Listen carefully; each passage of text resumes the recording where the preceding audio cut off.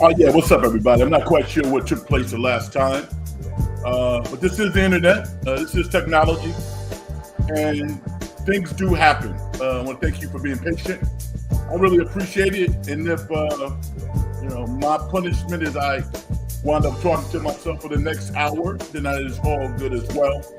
Maybe you'll pick the show up at another time. But if you are joining the program live, I would love to get your comments on some of the topics I'm going to put out there, because there's a lot to talk about. We haven't done the show in over like 3 or 4 days, and we're on the cusp of just a stampede of sports, with college football and the NFL starting. Even preseason is interesting. A lot of people don't like preseason, but I do, because I like football. But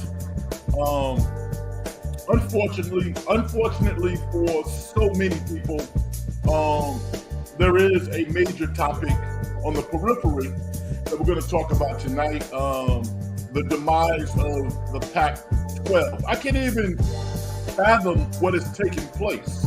And there's a lot of different reasons. I'm going to try to paint a picture that speaks to both sides of the equation. So we're going to talk about the Pac-12. And, as a former college athlete myself, knowing what the responsibilities are to play a major sport, the travel, the getting back to campus late, after 12 o'clock, knowing you got a 8 o'clock class the next morning, turn papers, to think that Cal and Stanford are possibly new participants in the ACC. I think we're a long way from that happening. But if you're Cal, you're definitely interested and you're scared. Stanford, not as much, because they have an endowment, but that doesn't mean that they wouldn't start cutting sports. And that would be a tragedy for so many student athletes at Stanford who are the best at what they do. A lot of sports don't get major headlines, but Stanford, along with the select few universities in the nation, are one of the best at providing scholastic opportunities for its student athletes while maintaining, obviously, some of the highest academic standards that we know of in college sports. If you don't know me, my name is Frank Red. How are you doing? This is the In the Dungeon program, and thank you for joining me. You can hit me up at Big Frank Red. It's going to take a while to say X, but at Big Frank Red at X, Twitter, if you still got that in your mind. Or you can hit the subscribe button on YouTube and subscribe to the show. I guess the algorithms like it. We are up to 73 subscribers, on our way to 100. At that point, we will start having guests. In the meantime, it's just going to be you and I talking about whatever sparks our interest, and that's okay as well. We're also going to touch on the women's ousting in the World Cup. Give Sweden a lot of credit, but the United States women's squad was ranked number 1, and they certainly didn't play up to that standard. But there's a lot of different reasons. A lot of folks think the sky's falling. I don't think so. There are some, there's some politics involved in that as well. And might I say some jealousy. Also, I think is not a big deal, but I think it is evident as well. And we can talk about that. I'm going to say big up to my man, Mark Graves. The Pac-10 needs to make David Shaw the commissioner. That's interesting. Stanford grad, obviously, really successful football coach. But why do you feel that way? I don't know if he has any expertise. Not that you have to have it. You got 19 assistant ADs who can do a lot of the work. So he's definitely somebody who reaps integrity, who knows at least the landscape of college football inside and out. And maybe I'm answering my own question, Mark, because he's definitely had a lot of success. To me, it's just crazy, man. Cal's problems start at Cal because Cal has been mediocre since forever. I mean, and there's really no reason for it. When you look at, have you ever walked that campus? I mean, let's not talk about the academic standard of Cal. Oppenheimer went to Cal. I mean, he didn't go to Cal, but he was a professor at Cal. I mean, who wasn't in the landscape of politics and science and so many other different important aspects of our society didn't at some point in time walk the grounds of Cal? What a great university. I think David Shaw, he's talking about, I think David Shaw is a smart guy and probably get the league back on track. Really? You think so? I kept holding out hope because it just seems ridiculous. The Pac-8 in some form has been in place for what, damn near 100 years? And they did it to themselves, man. It wasn't like there was some like Wall Street cat, a woman coming in, just raiding the herd of the best cattle. No, it wasn't like that at all. You know, UCLA and USC made a business decision that I didn't agree with, but I get it. If it's about money, if that's the only thing you're thinking about, then okay. UCLA, I think, can get their asses kicked. Okay, USC, as long as they have Lincoln Riley, top-notch coaching, I think that they'll be competitive in the Big Ten, and I mean, power to them. UCLA, maybe they'll prove me wrong. I don't think so. Washington. Washington it has all the characteristics of a solid college football program, and so does Oregon. I mean they are highly funded, so there's no reason why they can't compete in the Big 12. My challenge with them is, what about the student athletes? Nobody's really talking about that. And a decade ago, that's all you heard. Well, what about the kids? They don't give a damn about the kids. Because those travel miles, the wear and tear, that is going to be crazy.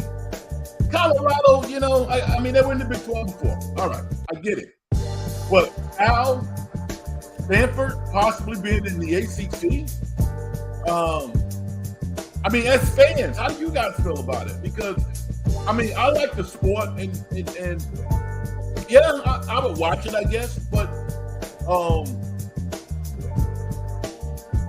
I'm imagining a lot of ghosts out there in Berkeley. I mean, Stanford doesn't draw fans when they're winning.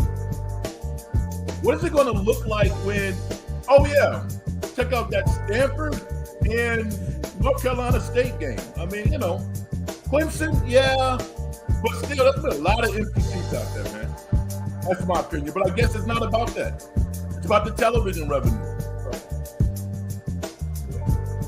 What's up, Big Frank and Mark? Rich, what's up, brother? What's up, my man? Well, that's a big deal to me. But I look at Cal, and I mean, can somebody explain to me, with everything that Cal has to offer, why aren't they better? I think it's the quote presidents and the higher ups just saying, you know what, we want to have sports, but it's not that important. But now it's important because the money train that they've had to fund all of the other sports is going away now. I mean, Cal and Stanford in the Mountain West, I mean, please, come on now. I actually think that they might go independent for a year or two. I would not join the Mountain West on any type of long-term basis. I just wouldn't do that. I don't think they fit. I don't. I'd rather they play just a mediocre schedule, try to play San Jose State twice a year, something like that. But joining the Mountain West, I don't think that's a good idea. And the money's really not going to be there. Let's be honest, it's not. On the cheap end, Um, the schools in those power conferences get $30 million a year. Cal and Stanford's not getting $30 million from the Mountain West. And even if they go to the ACC, can you guys even imagine the travel costs? The wear and tear? Does anybody care about that? I mean, I do, because I went to Fordham. And listen, Fordham is no Power 5 school. We were competitive in basketball. We played a top-notch schedule. But the one thing about the East Coast, which is pretty good, I mean, you literally have, I'm talking basketball now, you'll have 5 or 6 D1 programs within a 10-mile radius. There's a lot of Division I teams on the East Coast. So, there wasn't a whole lot of travel going on. And I think that actually, as a student athlete myself, my first year at Fordham was rough. After that, I was fine because I started to understand how to navigate that system and built confidence and became a really good student. But that first year was rough, to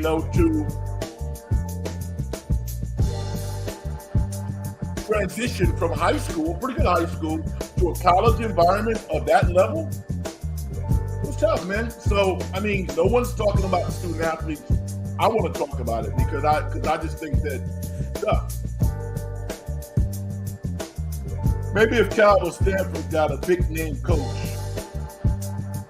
to where young men knew it could help their draft stock. Listen, Cal produces NFL players at the skill position. They don't have a lot of defensive linemen, they produce offensive linemen also, but they might have 1 or 2 guys who are pro prospects, and because they're smart, they usually make it. Because they're smart. You got to be smart to play professional football. But they don't have the depth. When you go to a Clemson got third-string guys that would start at Stanford and Cal, and a big-time coach would help, but who in their right mind would take that job right now with the upheaval that they're experiencing? And I'm not trying to get Wilcox fired. He's trying. Based off the resource that he has, he's probably doing a decent job. You would have to take some real chances. You would have to go look at somebody like a John Gruden or somebody like that, who is, like Rick Pitino. The name alone just speaks volumes with regards to winning and excellence and helping guys get to the NFL. So somebody like a John Gruden at Cal, I think would be a hit. And but first they got to get into a conference or make some type of decision. Here's the deal. Notre Dame has agreed for like a decade now to play X amount of teams in the ACC. What do they play? 5 games a year? 4? And the rest of their schedule is independent. We're talking about being creative. I don't think you can put the Pac-12 back together. Can you put that back together? Could you go and take some teams from the Mountain West or maybe some other leagues and call it the Pac-12? I would even almost prefer that, although I don't want to destroy any other leagues. But to have Stanford and Cal morph into the Mountain West, I don't know about that.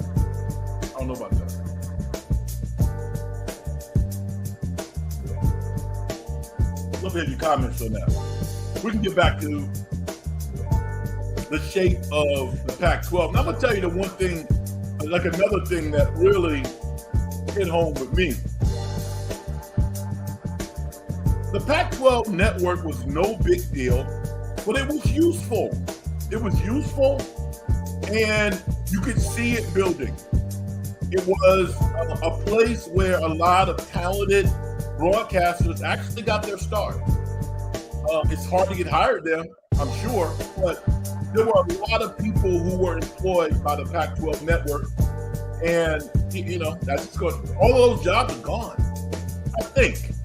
Maybe not officially yet, but how are you going to have a Pac-12 conference with 4 teams?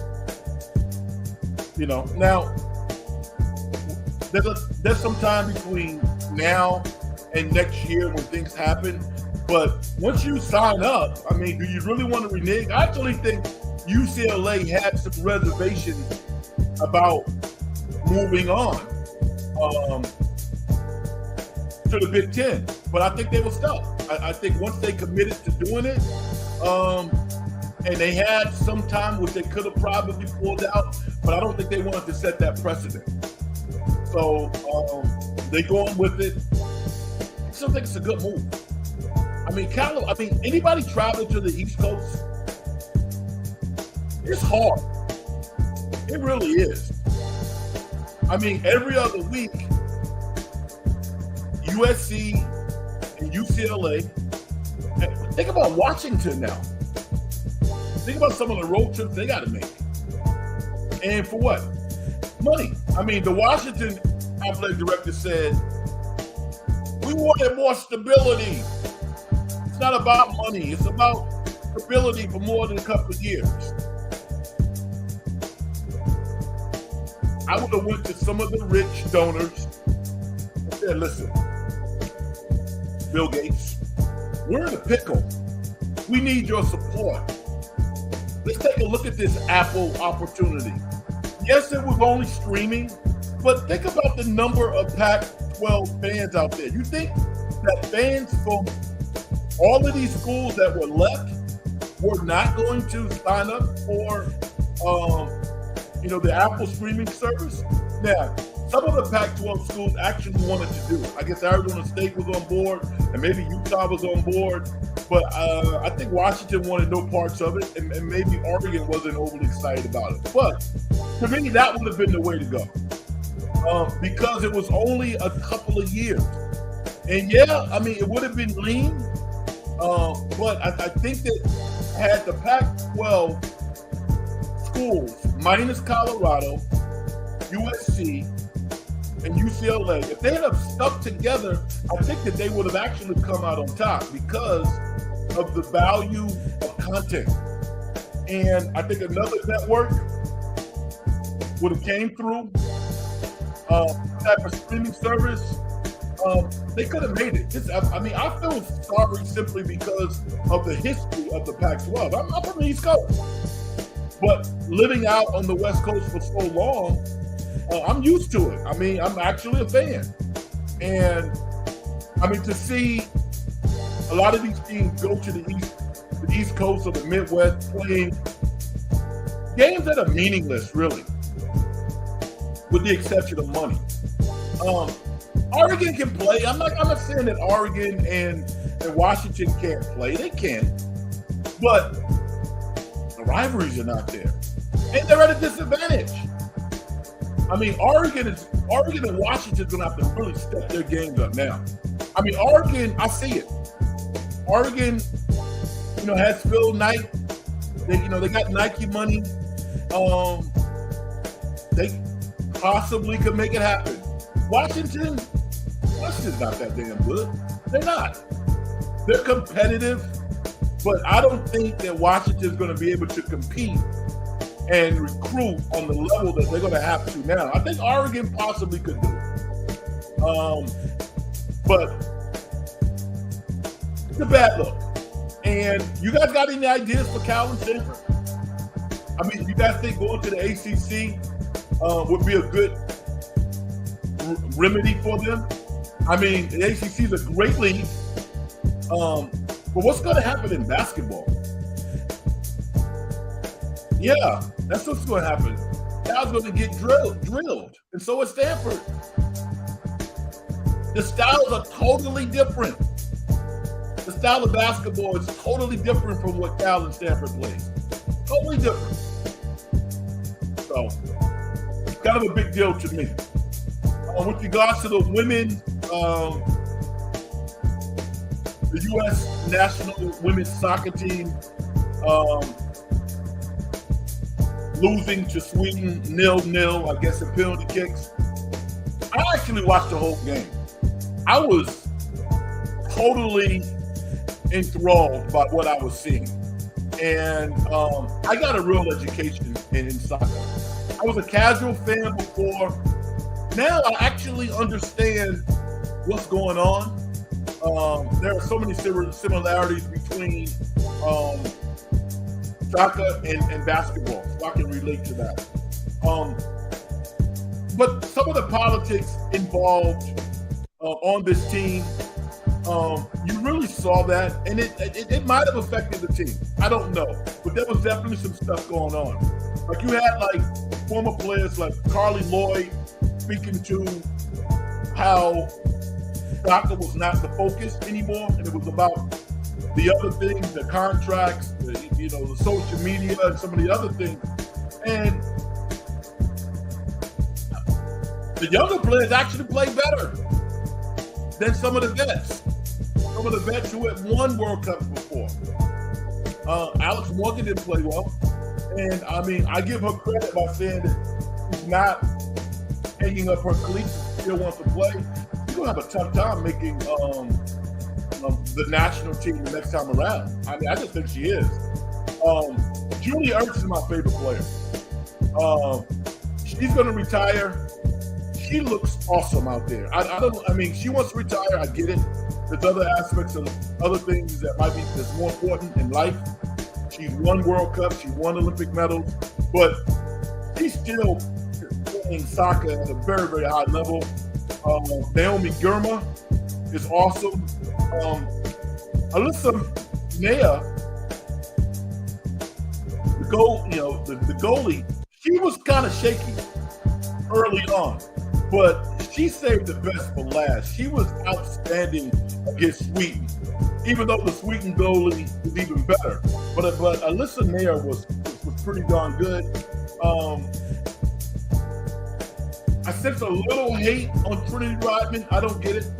I think Trinity Rodman is the most dynamic player that we have on the women's team.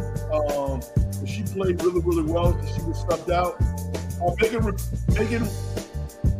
Rapinoe, I mean, you have to put her in, and she played okay, but I don't think anybody imagines her missing a PK.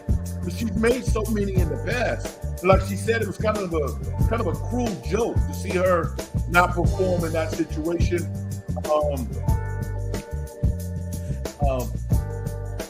Smith, what is it? Not Samantha. Sophia Smith. I just think she was nervous. As good as she is, to miss that PK as badly as she did, I think she was just nervous. And, that was you. Maybe you could argue that the coach should have given some of the veterans an opportunity. I don't know. I mean, things happen. You have to give Sweden credit.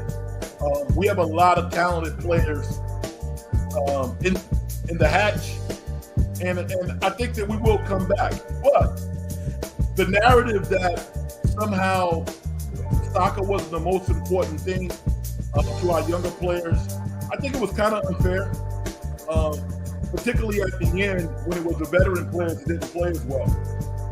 With Rose Lavelle not playing, we got opportunity to see Emily Fox, her name is? What's her name?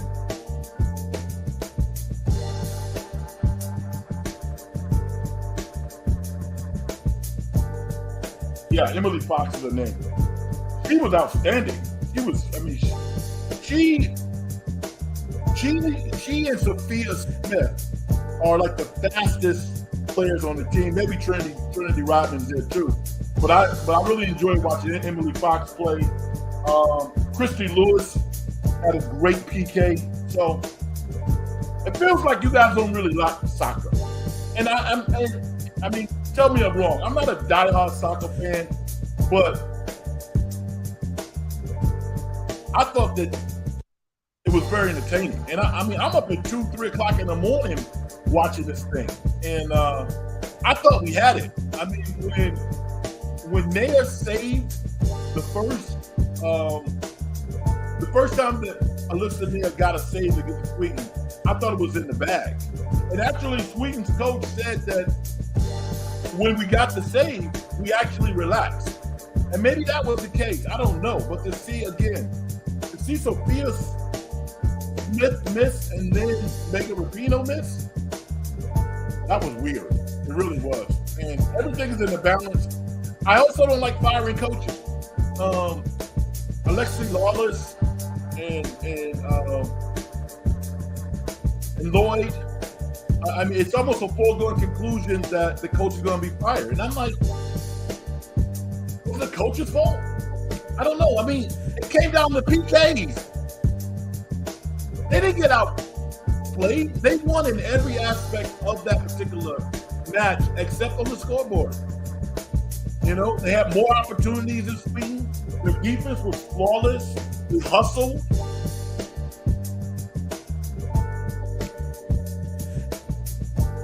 It's almost disrespectful to the rest of the world. You know, there's a sense of arrogance that we have on the women's side, not on the men's side, but on the women's side, like because we won 2 World Cups in a row, we expect to do it all the time. And you know what? I mean, they've had some injuries that some of the better players didn't even play. You know, so I still think the team is strong. I don't think the coach should be fired. You know, I think that, I mean, give Sweden some credit. The amount of saves that goalie was making, that was not chopped liver. She was the star of the game. And it's almost like, yeah, no matter how well you played USA, you didn't win. So, you know, the sky's falling. The sky's not falling. It's not. You lost probably to a better team on that particular night, barely. I think Japan is going to win, personally. I mean, Japan, to me, the way that they run and they pass the ball, and they got some strikers, man. You know, I mean, how many open kicks did we miss? Not talking about the ones that got saved, but how many kicks did we miss? I'm going to talk about that in the comment section, right? But yeah, I was thoroughly entertained. It doesn't take you a long time to figure out that Naomi Girma is excellent. Literally, if she had 80 touches in all of the games, she might have had like 2 or 3 questionable passes. That's it. That's never out of position. So we got some really, really talented players. We really do. I only got an opportunity to.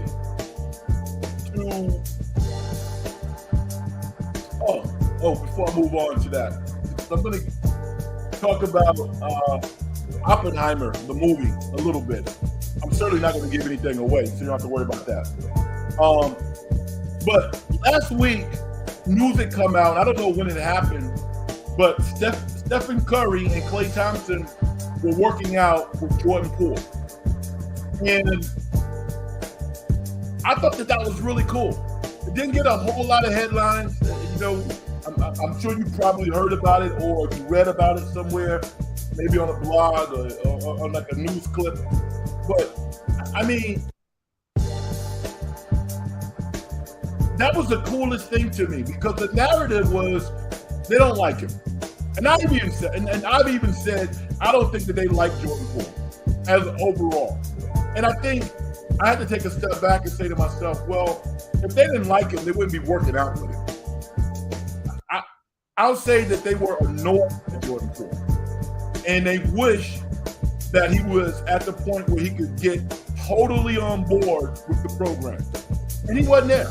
For whatever reason, I think, you know, after loss number 50 this year, he'll probably take a step back and think to himself, you know what? I probably could have done some things differently in Golden State myself.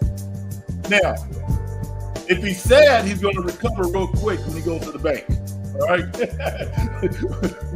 when he starts cashing those $1 million checks, for the $120 million contract he has, I think he's gonna feel a lot better. But from a basketball perspective, I think that he is probably going to grow from this. And the fact that Stephen Curry and Klay Thompson would still work out with him to help him get better. That speaks a lot about their level of integrity and just their character. And maybe, the relationship that they still have with him, although they knew that he needed to go. So I don't know if you guys picked up on that, but I thought that was a sneaky big deal to me to see that they're still connected and they're trying to help the young man. Now, Oppenheimer, the movie. I'm a big Christopher Nolan fan. Big fan. What he did with the Batman series to me was incredible. I wish they were still making those movies. And shout out to the person who made the next Batman with Robert Pattinson, because he did a hell of a job as well. And Robert Pattinson was a good Batman, so it isn't like through someone else's vision they can't put together a quality movie, because they can, and they did. I liked Christopher Nolan's version better. Oppenheimer. I mean, you talk about a star-studded cast. I'm just going to say this. There was nobody in the movie who was not good. Everybody was outstanding. SG, what's up, brother? How you doing? Everybody put their best foot forward and was outstanding. I think, there's going to be 2 or 3 Oscars for Oppenheimer because the performances were so good. And Robert Downey Jr. as Strauss was phenomenal. That dude can act. He can act. And Matt Damon, I love Matt Damon for what he does in the Jason Bourne movies. Well, he's a pretty darn good character actor. Now, Mark, listen. Mark, I've written a screenplay, all right? I am a crazy movie buff. You don't have to worry about me giving anything away. I'm not going to do that. I would never do that. I got too much respect for the art form. But I can talk about the performances. And I'm just saying that even Emily Blunt, who, my first introduction to Emily Blunt was in The Devil Wears Prada. And she tends to play characters that people like. I think she's kind of concerned about that. She likes to be liked. Give her credit. She took some chances in this movie that I think you're going to appreciate if you have not seen it. Gary Oldman was awesome. Everybody was good. Now, the material is obviously, Cillian Murphy. Oh, yeah. He's good Oppenheimer. He's great. Cillian Murphy did a great job as Robert J. Oppenheimer. Yeah. But there's a creepy factor to him, man. I think that they told him, yo, dude, you got to lose 20 pounds or something. Because, he literally looked like the guy.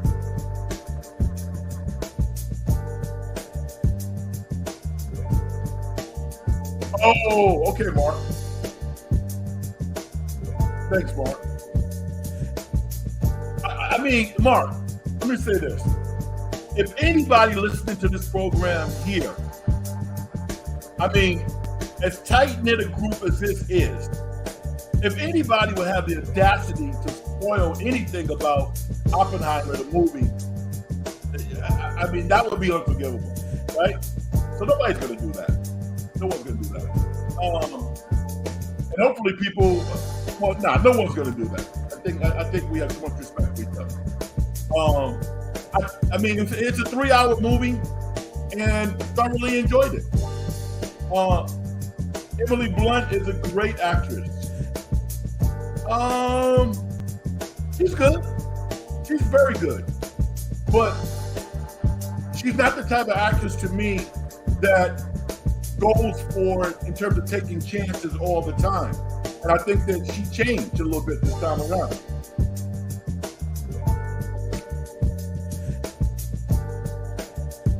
Were you entertained for the whole 3 hours?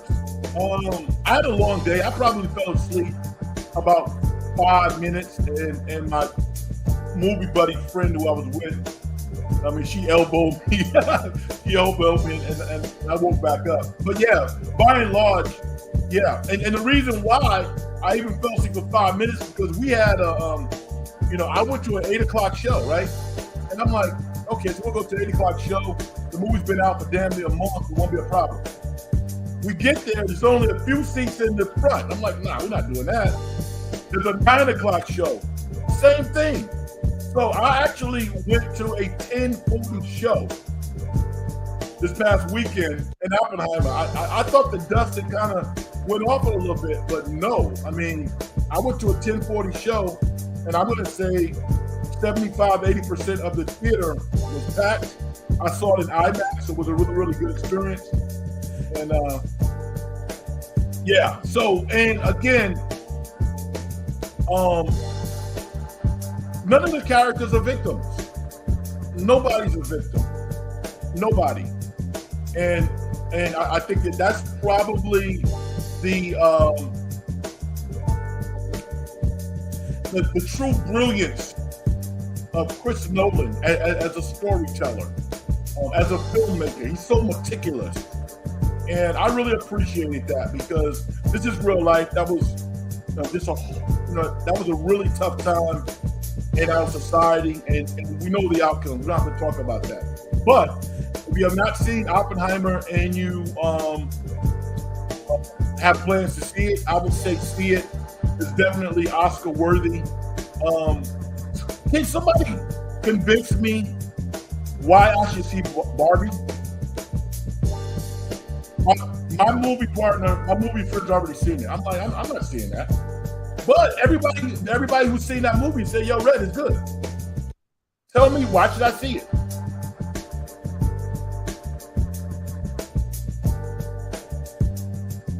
Yes, if you're a movie buff, you know that Emily is married to John Krasinski.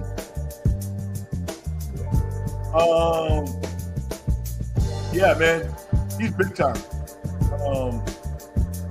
Loved his, I forget things. His Amazon Prime series, Friend the President, is awesome. I hate his going off. What's the guy's name? John what? I'm embarrassed, man. Now, John Krasinski is awesome. And talented family. Yeah, Barbie doesn't interest me. I mean, make me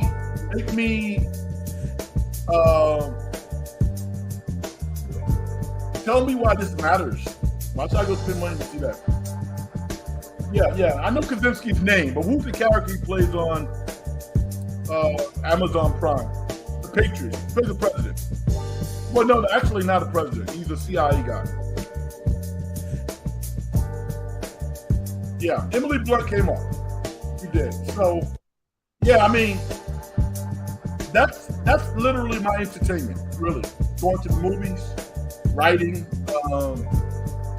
I mean, writing a screenplay is one of the things that I'm most proud of, to be quite honest with you. And about to start another one. But storyteller. No. It's not John. No, it's not Rico. Reacher. Jack. It's Jack. What's Jack's name? Man. I'm embarrassed by this, man. I can't think of his name right now. They had 3 seasons on Amazon Prime. I'm a Barbie girl. Dude, why you reciting the lyrics of that song? Do you sing those lyrics to anybody? Do you?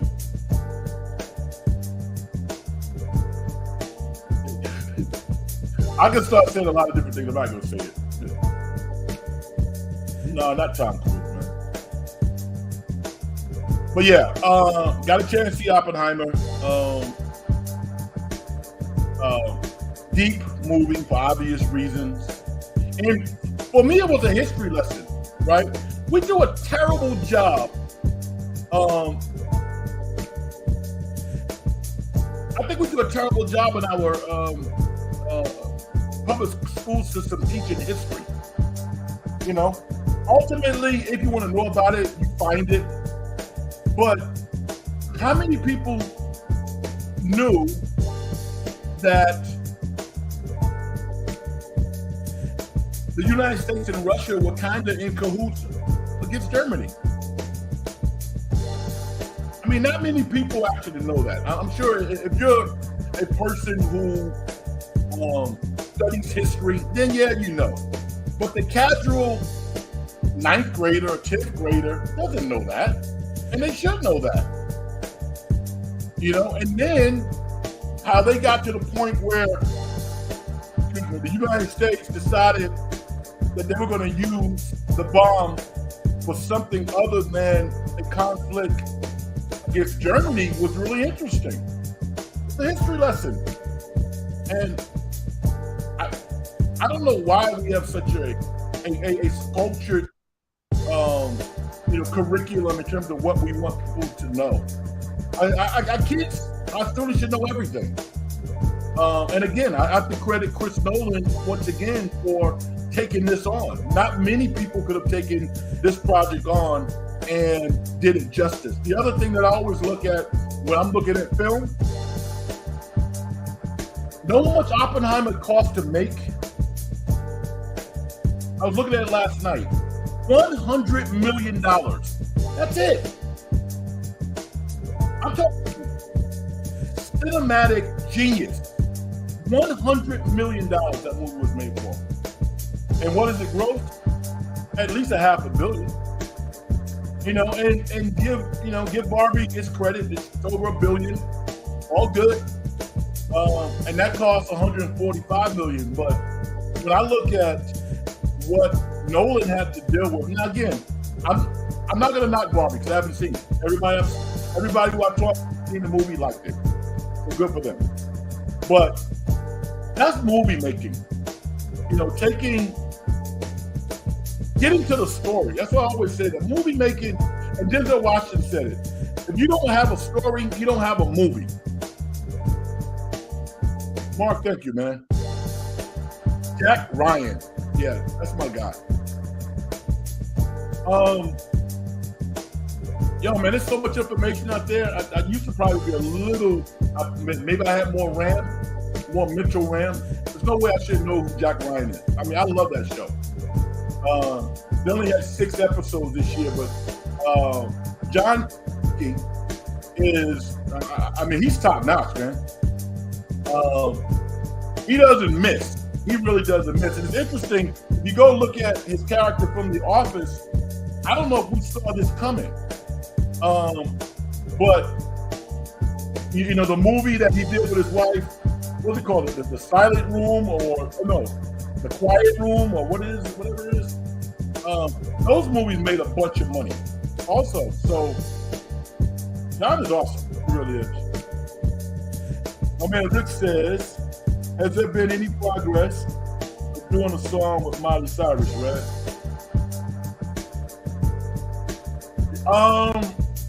Actually, you know what? It's interesting. I'm gonna be very honest.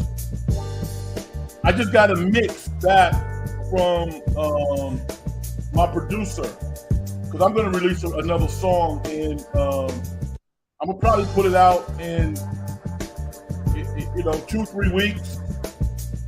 But there's some things that I want to see. Yeah, Quiet Place. Thank you, SG. I need to get another mix on a song that I just finished that I love. And it's actually, I'm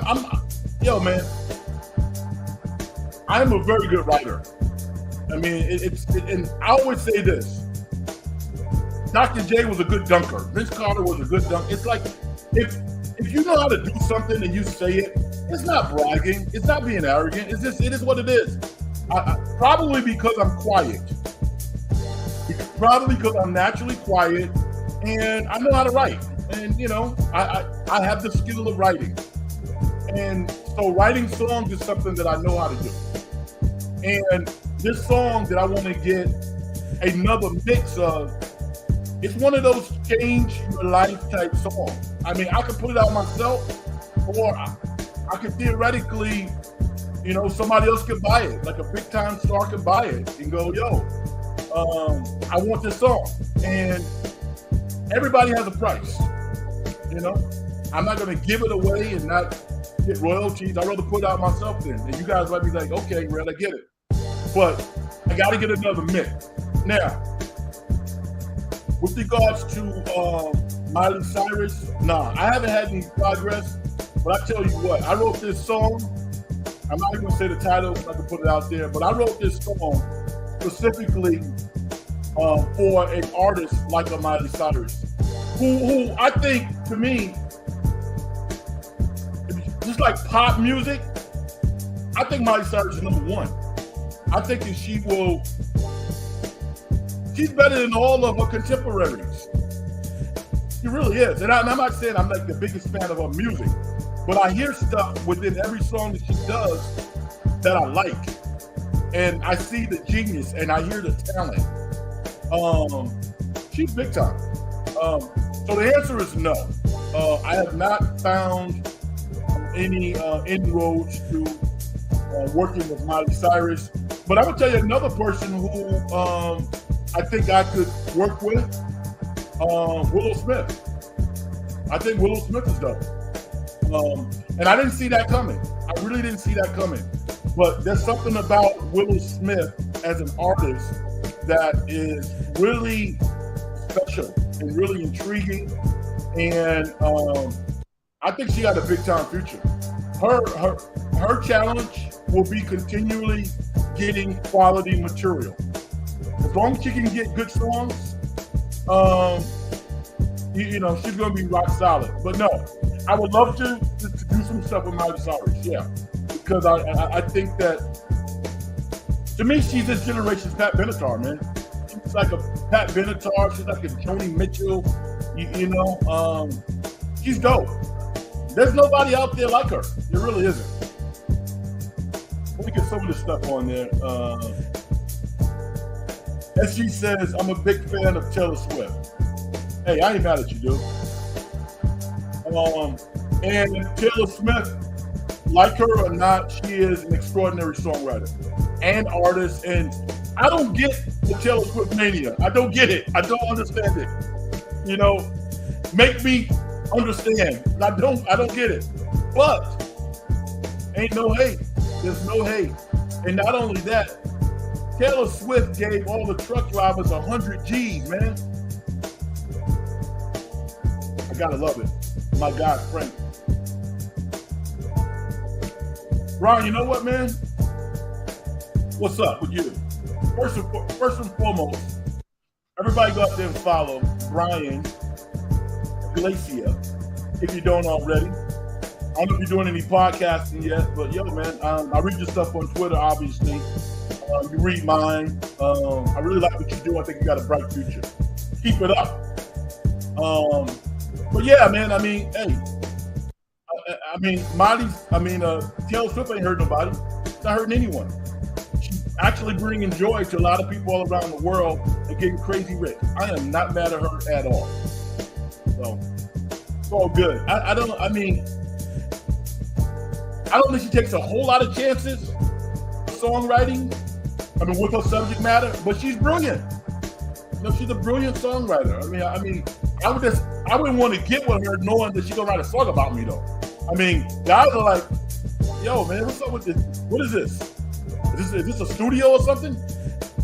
Have I written songs about people who have come into my life before? Yeah, I have. But more times than not, no, I have not. Taylor Swift seems to like to do that.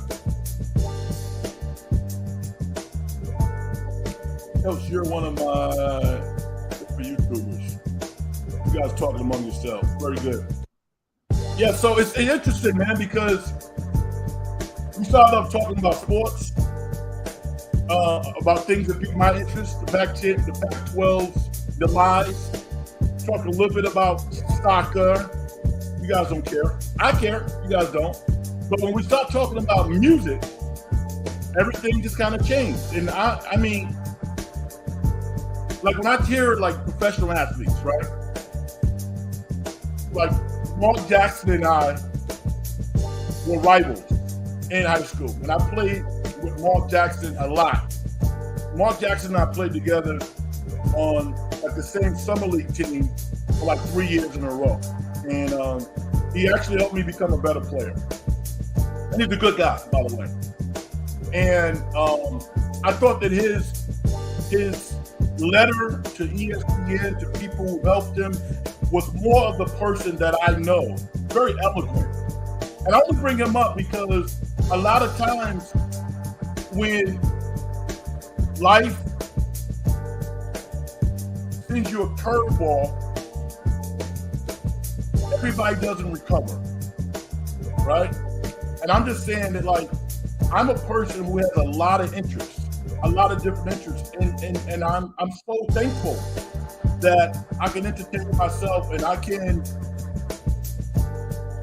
be curious enough to be interested in other stuff. I love sports. I can talk about sports all day, but music, I'm a music head, dude. Film, I love film, love storytelling, love cooking. There's so many different things that I'm interested in. I'm interested in almost, no, I'm not gonna say everything, but there's a lot of things that I'm interested in that that really pique my curiosity. So there's no problem transitioning from one topic to the next. You know, one of the things I want to know though, if you are, what is the attraction to Taylor Swift? What is that attraction? Help me out, because I get it, but I don't know. Help me out.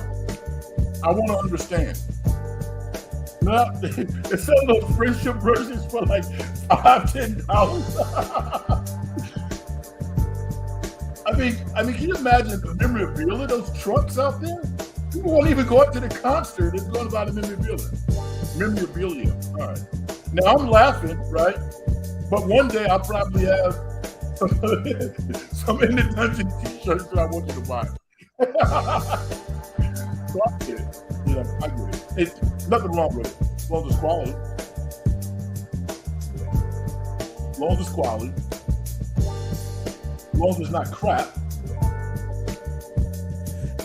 That's all good.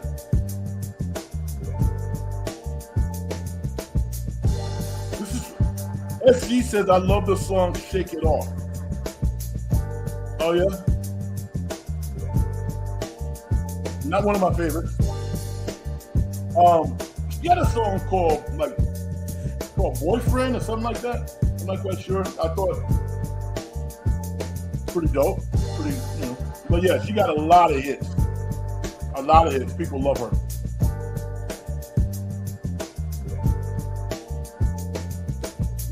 Okay, let's get real. Mark said, what is her target market for her music?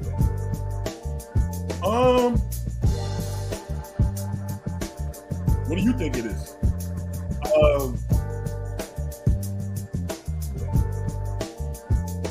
I see young women. Young women, probably what, from, I don't know, 10 to 30 or 40 who grew up with her. Women love her. And I guess dads love her too. You know, they're out there with their daughters. Not the most diverse crowd, you know. I'll say that. I play the song Taylor Swift, Shake It Off.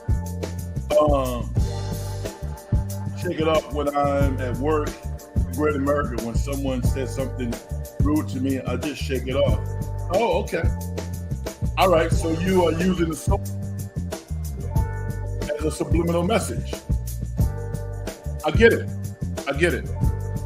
It's all good. I was a Madonna fan. I'm still a Madonna fan. I love Madonna, man. I think Madonna's awesome. And her audience, crazy diverse.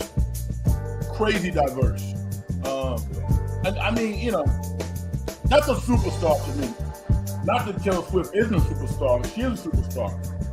But Madonna was different. But Madonna was loved and respected by everybody. All shades, all nationalities. She's a superstar.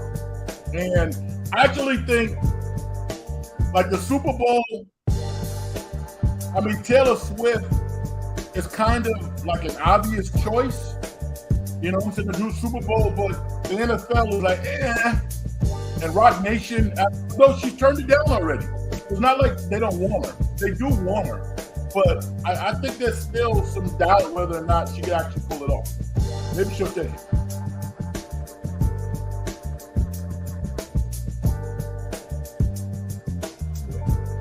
Rick wants to know the top 5 rappers. You know, man, rap is so incredible that it's hard to have a top 5. I don't have a top 5. I mean, I can tell you people that I like. It's almost more fun to like, who are your top 5 rappers that people don't necessarily think of first? You know, something like that, man. There's so many. There's so many. I would love to see Jay-Z go back and make like a Reasonable Doubt album, which is his first album. Jay-Z's got 10 albums, and to me, his best album was his first album, Reasonable Doubt. Even though the blueprint was incredible, you know. But, you know, he got 10 albums, all of them going platinum, and at some point it becomes, it's just really not about the status of the work. It's about the work. So, I mean, Jay-Z's awesome. I like what Nas is doing right now with Hit Boy. At this stage of his career, I think Nas got to be number 1 in history right now. You know, it's a moving target, but I think Nas is number 1. I mean, I'll just tell you rappers that I like. Ransom. You might be like, who the hell's Ransom? Ransom is a rapper out of Jersey who is crazy, man. Lyrics is awesome. There's a female rapper out of Detroit. I think she's out of Detroit or Rochester. Shay Naor, her name is Shenoir. She's dope. Big Crit out of Atlanta is dope. Yeah, I don't have a top 5 list. There's just too many. Rap is so incredible. I mean, nobody's better than KRS-One. Nobody's better than KRS-One. What? Madonna's songs are super catchy and upbeat and have a great vibe to them.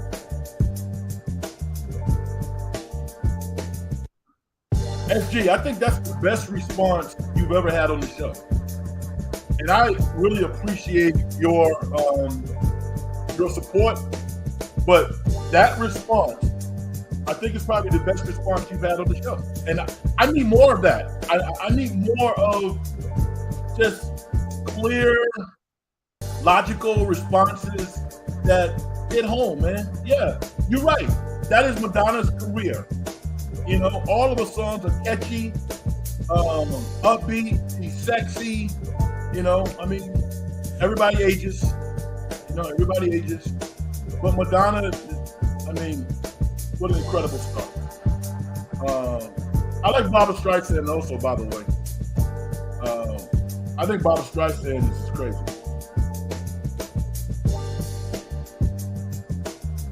So wasn't Park in love with Madonna? I don't know. But I mean, they clearly spent some time together. Yeah, man. I mean, there's some videos out there that kind of speaks to Madonna being really interested in Tupac initially. I don't know what their relationship was, but you know, Madonna was very aware of Tupac, and as a result, you know, they somehow got together. To what extent, I don't know. Ooh, Frank, Barbra Streisand. It's way out of my price, please. Yo, man, listen. Barbra Streisand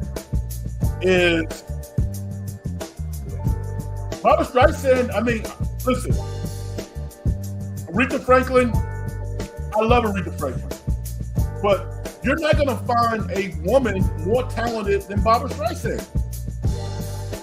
No way. It doesn't exist. Does not exist.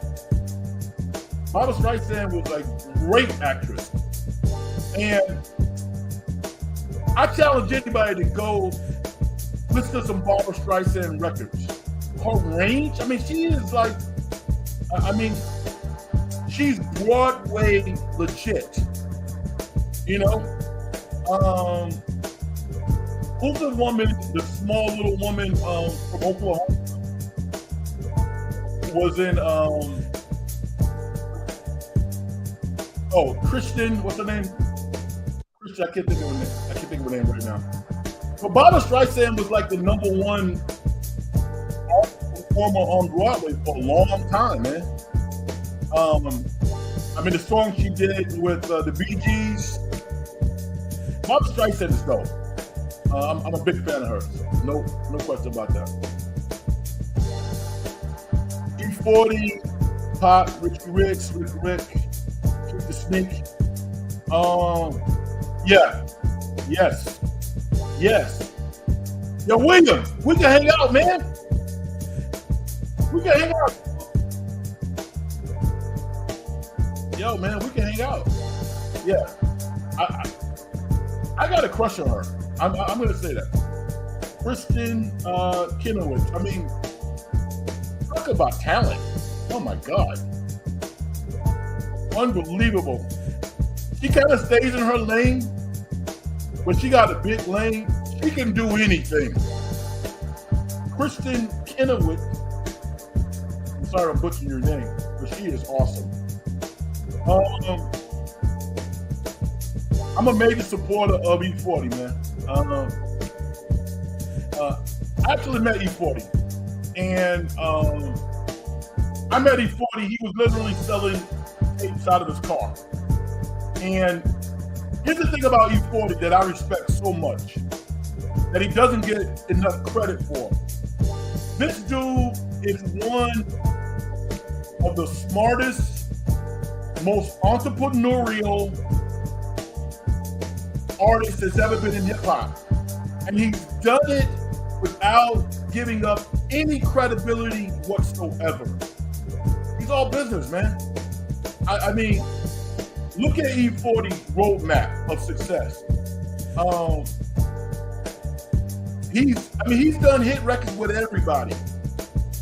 Joyner Lucas, he did a joint with Joyner Lucas that didn't really catch fire, but dope. So, Keep the Sneak. Yo, man, these are Bay Area legends. Richie Rich, check this out. I told Richie Rich one time. Richie Rich and I were outside of a sports bar, and Richie Rich is dope. You probably don't know this, but I told him my favorite song from Richie Rich is a song called something to Geek. Casual to Geek, Rich the Geek. I'm not quite sure, but look it up. Look at Richie Rich and Geek. Something to Geek is a song he did a long time ago. Really, really dope. And I think he gets a lot of credit for that. But no, Richie Rich is dope. I like everybody to win, man. That's my thing. Kick the Sneak has a style that no one else has. He has this fan. Yeah, I like people to win, man. That's it. It's hard to win in this game. It really is. It is really difficult to win in this game. Barbra Streisand, Neil Diamond. Yeah, Neil Diamond's dope. Got hits upon hits upon hits, man. And I think, again, because my real talent, or what I like to do most, is right, it's the pin game, man. Everybody we're talking about now has an incredible pin game, or they have access to great records. Because you can't assume that just because somebody kills a record, they wrote it. A lot of times they don't write it. But I can appreciate a well-written song, and to have somebody deliver it really, really well, be it hip-hop, be it pop, be it R&B, doesn't really matter to me. My top Broadway musicals, Les, Miserable, Phantom of the Opera, Frozen, Lion King, Little Shop of Horror. Yeah, man. I haven't seen any of those. I'm too busy. Maybe at some point. I mean, I don't have the lifestyle that's conducive to that. I'm not going to go by myself. I think that's something that you would probably do with your wife, your girlfriend or something like that. Not something you do by yourself.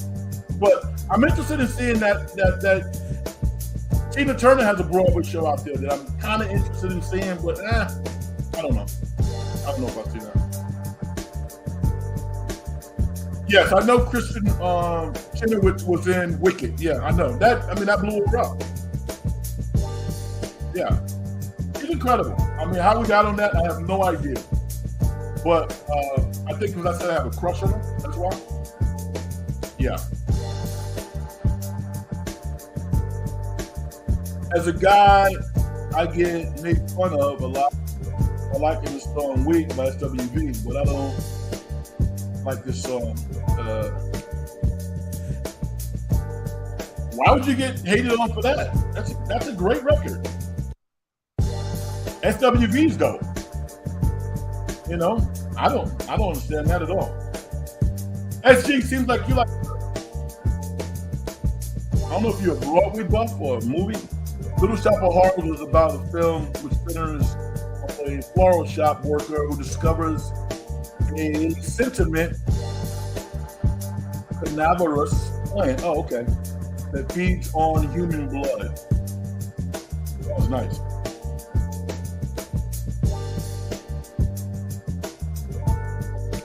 Oh, okay. It's a God thing because that's a woman. Now the song is dope. Actually, SWV, their main producer, I can't think of the guy's name though, was a guy out of Sacramento. A young cat at the time, but yeah, he's out of Sacramento. I can't think of his name. But he actually blew them up. And they're still out there performing. One of SWV's members is married to George, running back of the Tennessee Titans. Yeah. Fun fact with Ohio State. Hey, Vicky. Vicky, we're having a lot of fun tonight talking about singers who we like that might be a little bit off the beaten path, but we like them for whatever reason. Feel free to join. Or maybe you've been listening the whole night. I don't know. We also talked about Oppenheimer. We didn't give anything away in case there are people out there who haven't seen the movie. But cinematic art, flawless movie making. Nobody in the film gave a bad performance. Everybody was on their A game. And the movie's 3 hours. And even if it felt like 3 hours, I mean, I was still riveted by it. It was still very, very good. It was excellent. We also talked about what's left of the Pac-12, which is not much. I'm just really interested in what's going to happen to Cal and Stanford at this point, because Oregon State, Washington State, Mountain 12. I mean the Mountain West. Who cares, right? I mean, come on, really. If I'm Washington State and I'm Oregon State, I almost feel like I can go and just kind of dominate those leagues. I mean, if I'm the head coach of Washington State and I'm Oregon State and I finally found a league that I can get 8 or 9 wins a year, it's not the worst thing in the world. They lose a whole lot of money, funding those other sports. They certainly don't have the endowment that a Cal or a Stanford has. So that's problematic. William, I said that about 45 minutes ago. Could Stanford go independent? They make plenty of money. Absolutely. I think Cal and Stanford should go independent for the next 2 years. I mean, after in 2024 and 2025, I think they both should be independent. I do. Because it's really about football. It's not about basketball. Both of those teams are mediocre, and mediocre is average. I think Mark Madsen is going to raise the level of intensity at Cal. I played against Mark a lot. Tough guy, smart. He really cares. I think he'll do a pretty good job. But I have a hard time seeing Mark Madsen being an incredible recruiter. I just don't see it. But maybe that's not the program that they're going to have. Maybe they just want to be competitive. I think that they'll be competitive, and they'll beat some teams at home. I think Stanford and Cal's problem with regards to going independent are the other sports. That's the real problem. They're in a pickle, man. Cal's in a pickle because think about Cal's baseball program. Think about Stanford's baseball program. Those programs were funded by and large from basketball and football. They don't make a lot of money, but they're excellent programs. And they get top-notch players.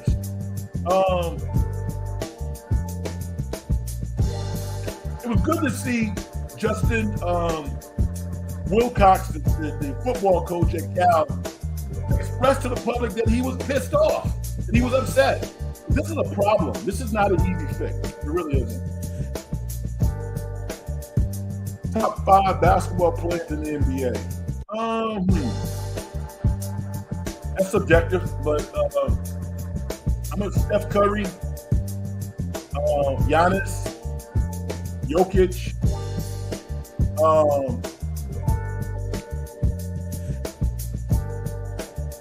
can't put Luka there, and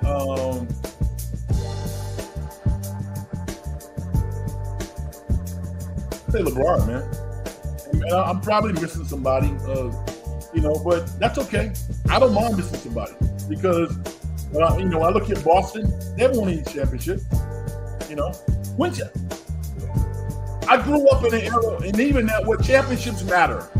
All right, you get jury, your career is cemented.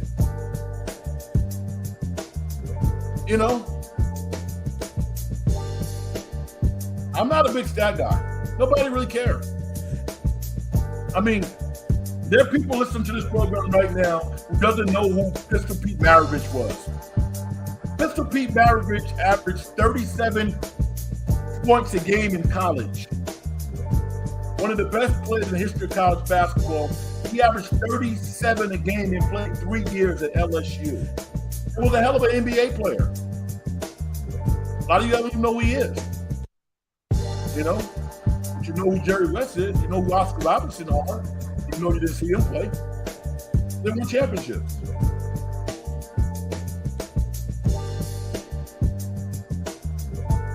Cal and Stanford are also backed by cable channels, another source of income. Yeah, man. I think they should. Again, I think Cal football and Stanford football and basketball, they're in demand. They could be okay. I honestly believe that. It's the other sports. Those 4 Pac-12 teams should probably load up on,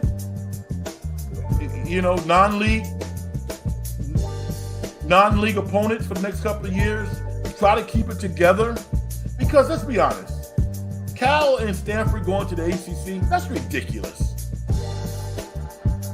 Every time you get on a plane, you gotta get on a plane for 4.5 hours in the heart of winter. How bad that weather is, blizzards on the East Coast. Are you kidding me? Now you play Florida State, I get it. You play Clemson, but still, that's just too much travel, man. They know that. I mean, they're kicking the can, but they ultimately, I think they're gonna go, nah. It's attractive. The ACC would love to have a Stanford and a Cal in their league. I mean, the academic prestige that those universities bring. And the ACC might be able to find another revenue package because they would have more games late out on the West Coast. You know, but at the end of the day, I think it's just too much. I wanted to get you in here, Rich. I like Pink, Lauren, Digel, Joan Jett, TLC, Gladys Knight. Oh, wow. Pretty eclectic taste, brother. I like it. Do you think the Warriors will try out the Filipino center, Soto? It'd be good PR. Can he play? Is he good? Only if he's good. I mean, if he's nice, then yeah. But I think he would have to go prove it in the G League first. I think the Warriors are pretty set with what they got. I like their team.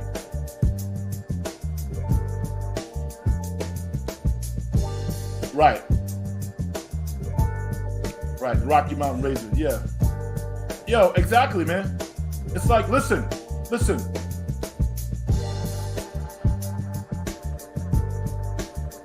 Maybe not at Stanford, because Stanford recruit their wage, their great point averages. I mean, they don't waste their time recruiting slightly better than average student athlete. They don't do it because you won't be successful there. But with that said, the amount of responsibility that those student athletes would have is tremendous. And we haven't even talked about Stanford's women's program. How do you think Tyra Vanderbilt feels right now? You know, how do you think she feels? She's like, what? I gotta think that she's not happy right now. You know,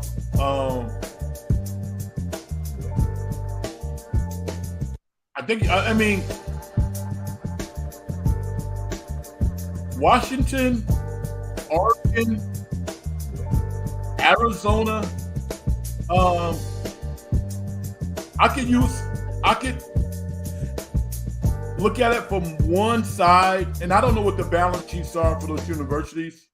But it didn't take them long to make a decision. I think when the commissioner came to them and it wasn't real money, and they said, what do you think about an Apple streaming service?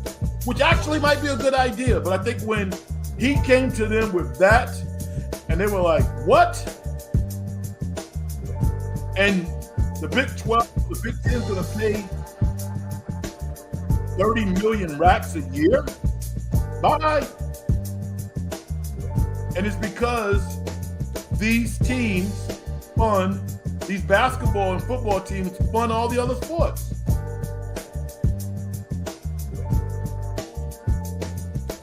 Whether Soto is good or bad, do you think the Warriors would do it with PR? No, I don't think so. No, I don't. Every time Steve Kerr has had to show that he is a person of integrity, he's done it. I don't always agree with Steve Kerr. I think Steve Kerr is a brilliant coach, but he's stubborn, and I think that hurts the development sometimes of some of his younger guys, because the only way that you get better is by playing. With that said, I never question Steve Kerr's integrity. I never have, and I never will. And And even Joe Lacob. Joe Lacob, hey man, at the end of the day, Joe Lacob has proven again and again that he wants to win. So if Soto from the Philippines can play, then they'll give him an opportunity. But I think at this point, because of their roster, he would have to go to the G League and dominate. And if he dominated in the G, then he probably will get an opportunity. But the Warriors sell out every game anyway. They don't need more PR. The Warriors are the number one draw in the NBA. A lot of NBA teams are eating off of the Golden State Warriors. You ever been to a Warrior game? Have you seen those merchandise shops?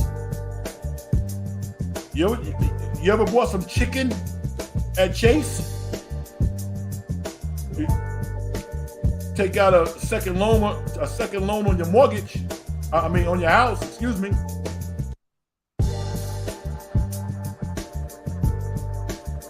Steve Kerr, the true leader of men. Absolutely. I mean, you even heard what he said. He's coaching the World Cup qualifier now, and he all these guys are young, talented, and he basically told them, "Say, yo, fellas, this is not about you as individuals. This is about the team. This is about the team." And whatever role we need you to play, that's what we need you to do. And to a man, it seems like they've all bought in, and I'm not surprised by that. So I'm big on Steve Kerr, man. I really am.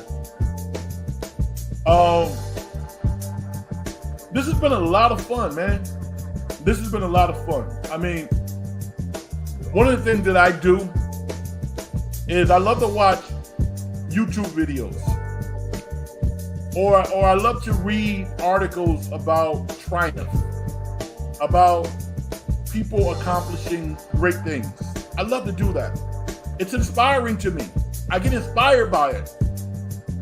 I would hope that at some point I would be fortunate enough to inspire other people.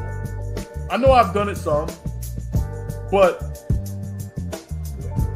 this right here, podcasting, is one of the more difficult things that anybody could ever try to do. It's just really hard because you got to continually do it. You got to have a certain amount of passion. This is not fake passion. This is real passion. So if you feel it, it's because it's real. And I thank you so much. Hopefully Kyle Shanahan takes notes. Tell me more, Rich. What do you mean by that? Because there's a bunch of folks out there that drink at the fountain of Kyle Shanahan. I mean, I can draw some conclusions based on what you're saying, but tell me more about that statement. Hopefully Kyle Shanahan takes notes with regards to Steve Kerr. What is it specifically that you think Kyle Shanahan could learn from Steve Kerr? What is it? There's a lot, but I'm interested in getting your perspective. I'm going to say this, and people don't really talk about this. You're doing great, Frank. Keep it up. Looking forward. Oh, yeah, man. Oh, yeah. Doing great, Frank. Keep it up. Looking forward to 100 subs. Yeah, man, me too. I am too. So I can start making those phone calls. And I look forward to it because there's a lot of interesting people out there that I want to talk to that are unique unto this particular show. And, it could be our little secret. Thousands of followers. I mean, hey, man, it's fun, but it needs to be authentic. It has to be authentic. I'm going to give my guy a shout out, man. I'm going to give Larry Kruger a shout out. If you guys are not, I'm sure you guys are locked into Larry Kruger already. The Krug Show is a phenomenon unto itself. But you know how much work this dude is putting in? Driving down to the 49ers camp every day, man. Hours. That's commitment. I love it. I'm inspired by that. because it started with zero. It started with zero. The 73 subscribers that I have, I don't know what the number is. I assume it's 73 still. If you like the show, then subscribe. But I value everybody, man. You could be doing something else. You're listening to my show. You know how fortunate I feel to do something that I love to do. So yeah, man. And I forgot to say this also.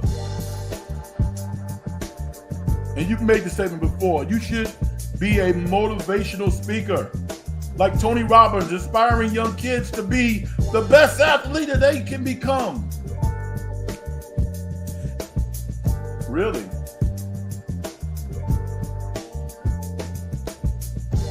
Vicky, thank you for keeping count. I appreciate you.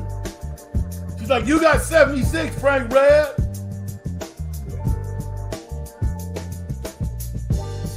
It's not just about the championships to me. It's more about the human element of connecting relationships. Kyle has a great system, but seems to lack adaptability and humility. Yeah. You know what? Rich, you are on to something. And I'm going to say this. I don't know, because I've never talked to Kyle Shanahan, and I'm using conjecture to a little, some. But that's how his dad was. That's how Mike Shanahan was. Mike Shanahan was stoic. You're talking about a two-time Super Bowl winning coach, Hall of Famer. If he's not in the Hall of Fame, he should be in the Hall of Fame. Probably is already. But that's how Mike Shanahan was. Mike Shanahan, at least exteriorly, watching him, there was always distance between him and the players.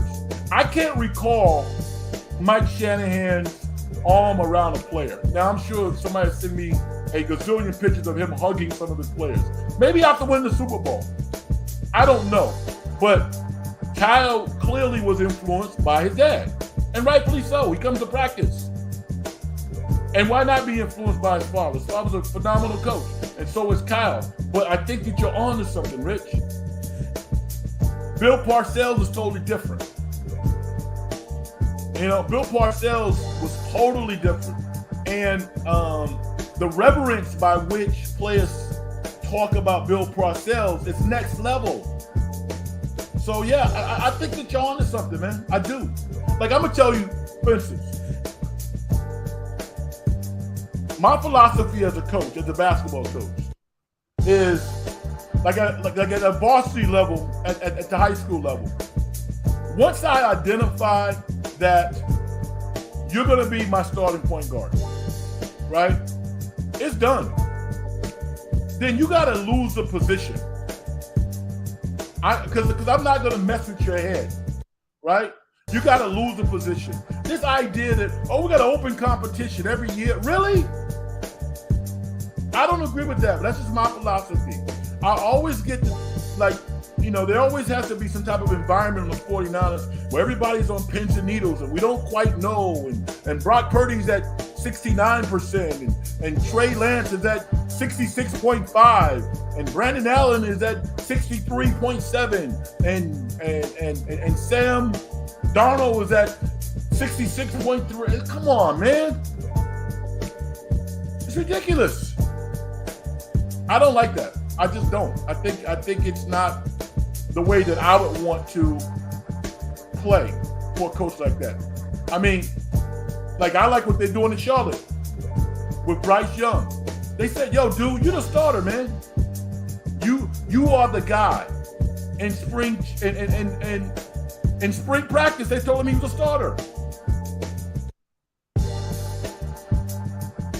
I have passion for playing video games, and in the future, I want to be a professional video game streamer. Yo, man, good luck with that.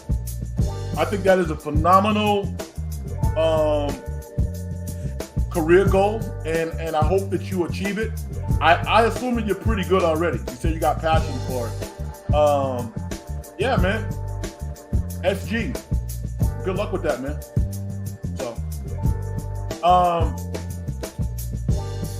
It's an hour and a half. Now, we've been doing this show for an hour and a half. You guys have made me very happy tonight because it's been so engaging. You know, Vicky, you got to ask a question. Maybe not this show, but the next time. I know you just gonna sit back and listen, and maybe you don't have anything that you want to ask, but it'd be nice to get your perspective on whatever. All right. Oh wow, man! I want to be a professional esports gamer and make a lot of money. Okay. Everybody's motivated by different things. There's nothing wrong with being motivated by money as long as you're not hurting anything, right? I actually met somebody who was a e-game professional. So again, I think that's a fantastic goal that you have, and I wish you all the best. All right. I'm gonna get out of here and let you all enjoy the rest of your night. But this has been an incredible show, and I thank you for supporting me.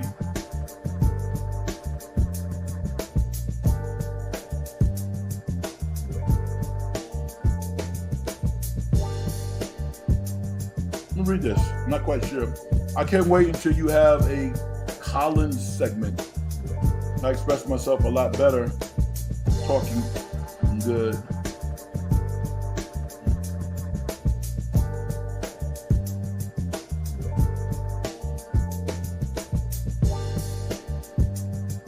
Now, Collins segment. What, you talking about a call-in segment? Is that what you mean?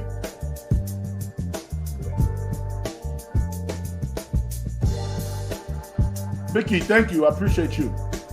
And if just like listen to the takes, that's all good. Just knowing that you're out there listening is something I take great appreciation in. So thank you. Yeah, man. You know what? Actually, when I was able to have a call-in show, that was definitely one of the things that I did very well. So, we'll see how this evolves. I think as I start interviewing people and getting more and more interesting people on, then that would be cool. But the idea to talk to people and get that instantaneous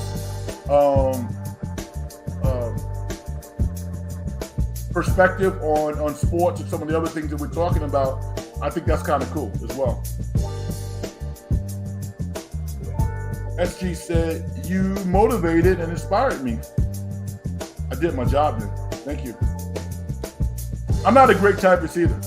William, I'm not great either. I'm really not. And I'm not a great speller.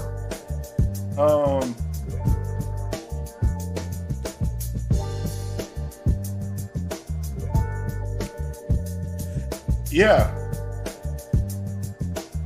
Vicky, did you see Barbie?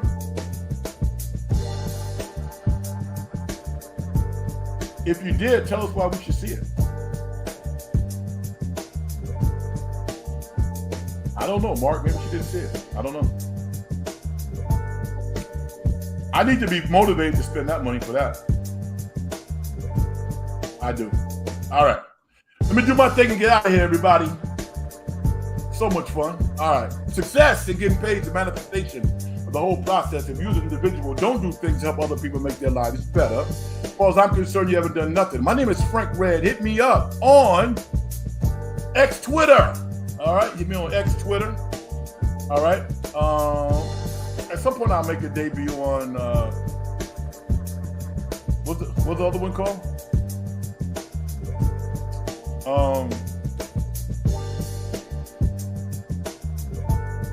The one with the I can't think of it right now. Can't think of the other media outlets. Not TikTok, the other one. It's embarrassing. I can't even think about it. But yeah, thank y'all.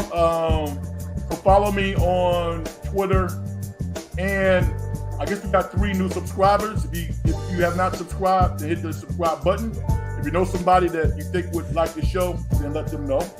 And Mark, I really appreciate what you did the last time, man. On Twitter, promoting the show. I really dig it, and I never forget it. All right, everybody have a nice evening. Good night, and I'll see you in a couple of days, if not tomorrow, maybe the day after that. All right, peace out.